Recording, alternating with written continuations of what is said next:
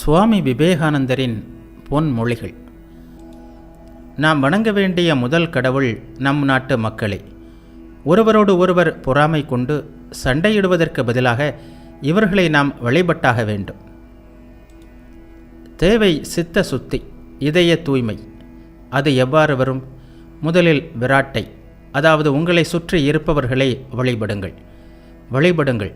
வழிபாடு, அதுதான் விராட்டு என்ற அந்த சமஸ்கிருத சொல்லுக்கு சரியான பொருள்.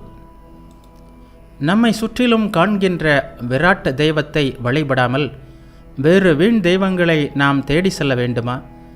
இந்த தெய்வத்தை முதலில் வணங்கினால் பிற எல்லா தெய்வங்களையும் வணங்கும் திறன் பெறுவோம்.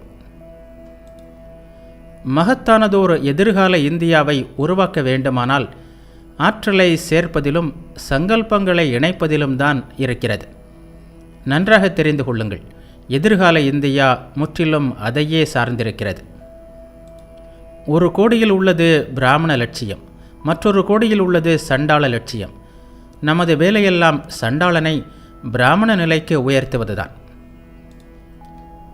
இனி வரப்போகின்ற சத்திய யுகத்திலும் ஜாதிகள் எல்லாம் சிறிது சிறிதாக மாறி முதலில் இருந்த பிராமண நிலைக்கு செல்ல வேண்டும். இந்தியாவில் உள்ள ஜாதி பிரச்சனையை தீர்ப்பதற்கான வழி இதுதான். ஜாதி பற்றிய ஒரு விளக்கம் மகாபாரதத்தில் காணப்படுகிறது. சத்திய யுகத்தின் ஆரம்பத்தில் பிராமணர்கள் என்ற ஒரு ஜாதியினரே இருந்தார்கள்.